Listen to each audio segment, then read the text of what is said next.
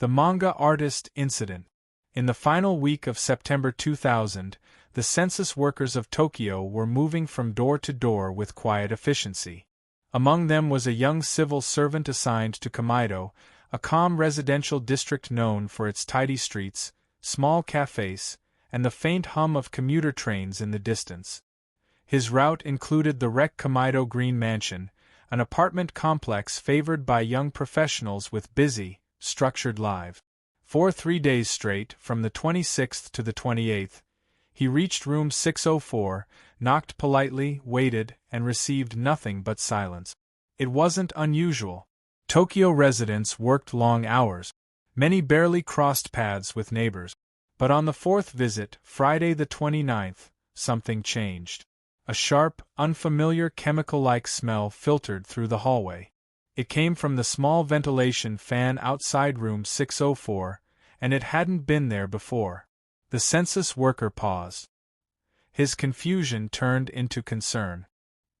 He contacted the building manager, and the two returned together at 1 p.m. When the manager tried the door handle, it slid open effortlessly. Unlocked. Inside was a small, tidy apartment filled with books, drawing tools, and stacks of manuscripts, the life of a working artist. On the bedroom floor, they found 28-year-old Yoko Yoshida, a manga creator who had lived alone in that unit since 1995. She was motionless, lying on her futon, the room silent except for the faint vibration of the ventilation fan. A white cloth had been placed across her face, almost neatly, as though someone had tried to shield her, or shield themselves, from the sight. Investigators arrived quickly. They noted what wasn't there before anything else. No overturned furniture. No scattered belongings. No signs of a struggle. Yoshida's wallet, bankbook, and nearly 3 million yen in cash were neatly arranged on her desk. There were no clues pointing toward robbery or chaos. And yet, her passing was undeniably suspicious. The detective's eyes turned toward a small detail that puzzled everyone, a spare key Yoshida always kept inside her unit. It wasn't in the apartment. It wasn't in her bag. Instead, it was found in the hallway outside, lying on the floor near her door. No fingerprints. No DNA. No forced entry. Whoever entered didn't break in. Whoever entered didn't panic. Whoever entered may have been someone Yoshida trusted, or someone who had direct access. The investigation began by unraveling her life.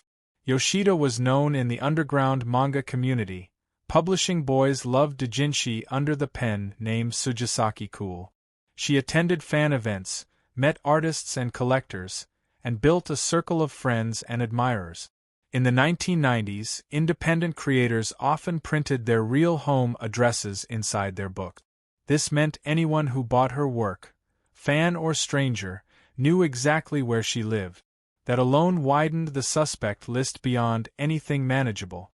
But Yoshida's personal life had additional layers. Friends mentioned she had taken night work at a private club in Shibuya, a side job that brought her into contact with customers from Tokyo's entertainment scene. Investigators couldn't ignore the possibility that someone from that world might have crossed a boundary. But like every other lead, nothing concrete surfaced. Then came a twist, 4 years later. A TV Asahi investigative program revived the case. A foreign psychic claimed to have dream visions of the culprit and produced a sketch that led to a flood of misleading tips. One man, known only as Mr. A, sent producers a letter supposedly written by Yoshida predicting her own danger. The handwriting analysis proved the letter wasn't hers, it was his. When confronted, Mr. A admitted he forged it because he was jealous of her modest success in the doujin world. He denied involvement in her death, but his false accusation threw the investigation into chaos and damaged public trust. Years passed. Theories multiplied. Some believed the killer was a fan. Others suspected a client. But one independent researcher offered a chilling possibility. Yoshida may not have been harmed in her apartment at all. Maybe she was harmed elsewhere in the building by someone who lived there, someone who later returned her quietly, using the key she kept on her person. A perfect inside job. A perfectly staged scene. To this day, the Tokyo Metropolitan Police still classify the case as active. 25 years later, no public suspect has been named, no DNA has been released, and no motive has ever been confirmed. Room 604 remains a puzzle of small details and unanswered questions, a mystery sealed inside a quiet apartment overlooking the streets of Kamaido. The disappearance of Nana Sakuma. Japan is a nation known for its quiet streets, clean stations, and an almost cultural expectation of safety. Children walk home alone from school.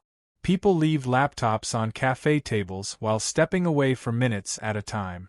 And most nights, the only sound you'll hear on residential roads is the steady buzz of vending machines humming beneath streetlights. But that calm can sometimes hide deeper dangers, the kind that thrive in blind spots.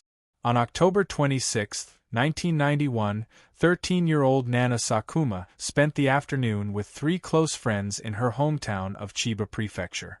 Nana was known as confident, energetic, and kind, the kind of student who made friends easily and rarely got into trouble. Her home life was modest but warm. Her mother worked nights. Her grandmother, aging and gentle, did her best to keep the household steady. That night, the girls gathered at Nana's house, watching TV in the small living room while her grandmother dozed in her bedroom. Around midnight, hunger pulled them into the kitchen. Finding nothing to eat, they rode their bicycles to the nearest convenience store, only to find it closed. Someone remembered there was a 24-hour mini-stop about 4 kilometers away, so they headed there, laughing quietly under the cool October sky. They reached the store, bought snacks, and began pedaling back toward Nana's house. The route home took them down a dark, unlit stretch of Tabedacho, a quiet area lined with overgrown trees and narrow walkways. At around 1 a.m., Nana glanced back to check on her friends, and didn't see the fallen branch in front of her. Her front wheel hit it hard. It wasn't a bad fall, but she landed on the asphalt with a small cry. Her friends rushed over to help her up. And that's when they heard the voice. A man, about 50 years old, wearing a striped long-sleeve shirt and a dark knit cap, stepped out from near a billboard just a few meters away. None of the girls had heard him approach. "What are you doing?" His tone was sharp, accusatory, and it instantly froze all 4 of them in place. He introduced himself as a youth guidance counselor, a kind of volunteer who, in Japan, was known for looking after minors late at night. But something wasn't right. Official counselors typically worked early evening shifts, usually in pairs, and always wore identification armbands. This man had nothing. He told the girls they were violating regulations by being out past 11 p.m. and threatened to call the police. The girls, frightened and ashamed, stayed silent. He stared at each of them, then pointed to Nana. "You. Come with me to explain." And Nana agreed. Whether out of fear, compliance, or trust in authority, she followed him toward a narrow side road branching off Route 126. Before disappearing around the corner, the man turned back. "You don't need to wait. Go home." The remaining girls did as they were told. They returned to Nana's house and waited on the doorstep. Minutes stretched into an hour. Then 2. Their fear grew. 2 boys they knew passed by, listened to what happened, and urged them to tell Nana's family. The girls woke the grandmother, who immediately called Nana's mother. Together, they searched the Wakaba district, the alley where Nana vanished, nearby intersections, and every visible side street, but found nothing. At 4:20 a.m., they contacted the police, and they were told something chilling. No youth counselors were scheduled in that area that night. Within hours, a sketch of the man was released. Witnesses began to come forward. At 10:30 p.m. the previous evening, a man matching the sketch had been seen wandering near Sakazuki-cho. At 1:20 a.m., a truck driver saw a girl with a man at Sakazuki intersection. At 2:15 a.m., another witness saw a man and girl walking near Chishirodaikita station. A massive search was launched. More than 150 officers combed wooded areas, roadsides, and neighborhood. But no clothes, no bicycle, no belongings, and no evidence were found. No ransom call ever came. No further sightings were reported. Nana had simply vanished. Years passed. The other girls grew into adult. Nana's grandmother died within a year, unable to escape grief. Her mother moved away when their apartment was demolished, but she still visits shrines and prays for her daughter's return. Online communities revisited the case repeatedly. Was the fallen branch really an accident? Or was it placed deliberately? Had the man been watching the girls for days? Or was it pure coincidence? An opportunistic predator who struck the moment a child fell? Some speculate he followed them in a vehicle. Others believe he lived nearby. And some fear he had done something like this before. One independent researcher proposed a suspect, a man convicted decades earlier for impersonating juvenile officers to isolate young girls. His age matched. His behavior matched. His prior crimes matched. But no confirmation has ever been made.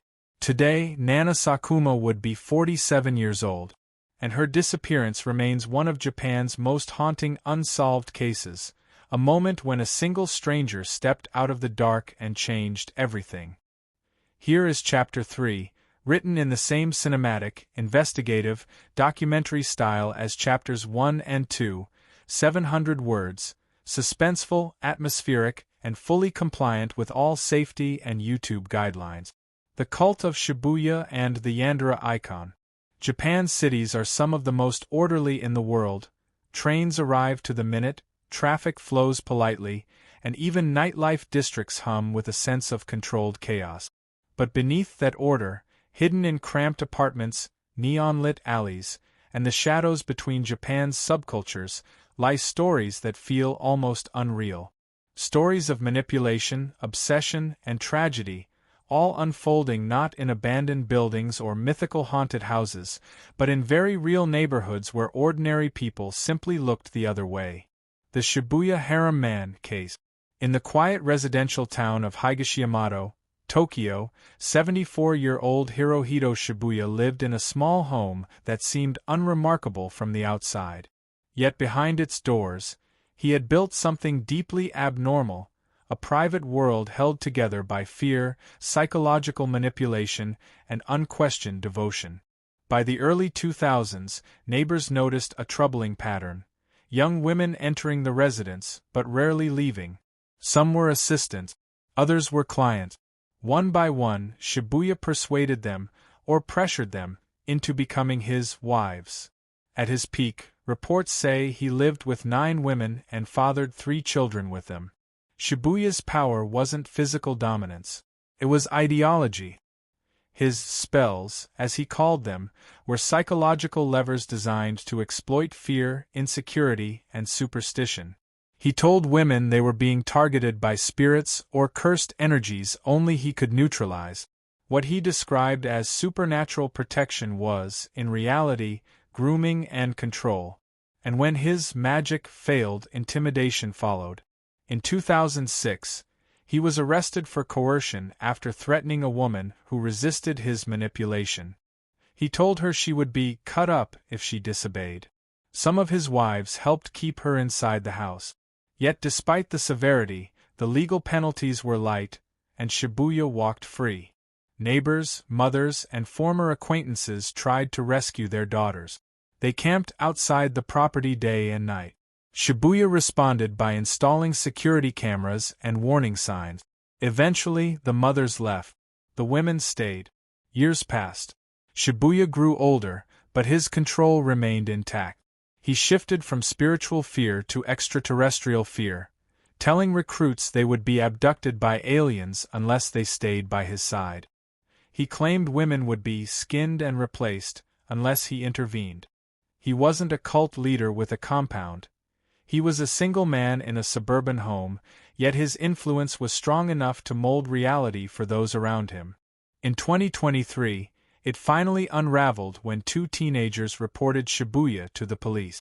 One had been forced to watch hours of UFO footage. Another had been convinced she would die unless she became a couple with him. When police arrived, Shibuya fought them with bare repellent. The media branded him a bizarre curiosity, the harem man. But behind the headlines lay a very real tragedy. Victims manipulated for decades, long-term psychological damage, and a system that failed to protect them. In 2025, one of Shibuya's wives was found deceased. A month later, the man himself died suddenly. The cult collapsed overnight. Yet questions remained. How many women had he manipulated over the years? How many still carry the trauma? And how did one man manage to operate unseen for so long? The Yandere case, when fantasy collides with reality. Years before Shibuya's fall, another Tokyo story spiraled into the global spotlight, one that blurred the line between obsession and fiction. Yuka Takaoka was 21 when she became a viral sensation in 2019. Before the headlines, she'd been an ordinary young woman, shy, artistic, and lonely. She found purpose in the nightlife world, working as a hostess in Kabukicho, a district where fantasy relationships are a commodity. Customers pay for attention, for affection, for the illusion of love. Yuka fell in love with a host named Runa, whose charm was part of his profession. He made every woman feel special. That was the job. But for Yuka, the scripted affection became real devotion. She visited him multiple times per week, spent more than she could afford, and started living entirely for him. When she found photos of him with another customer, jealousy spiraled into delusion. One early morning, she acted on that delusion. The aftermath.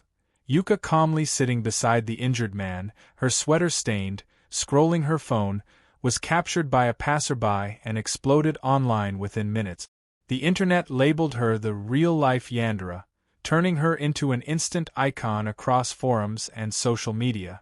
Artwork, cosplay, fan edits, all glorifying a moment born of desperation, obsession, and mental collapse. Meanwhile, Runa, now known as Phoenix Luna after his recovery, survived and rebuilt his life. He expressed no hatred, forgave her fully, and continued his career. Yuka served her sentence and, to this day, still draws attention online, both fascination and concern. The true tragedy is that her story wasn't about romance at all. It was about loneliness, emotional dependency, and a system that blurs reality when affection becomes transactional. These cases, the manga artist, the vanished schoolgirl, the cult manipulator, the hostess-turned-icon, each reveal something unsettling. Behind quiet neighborhoods and neon-lit nightlife, beneath Japan's polished surface, lies a fragile world where one wrong moment can turn a quiet life into a mystery, a tragedy, or a cautionary tale.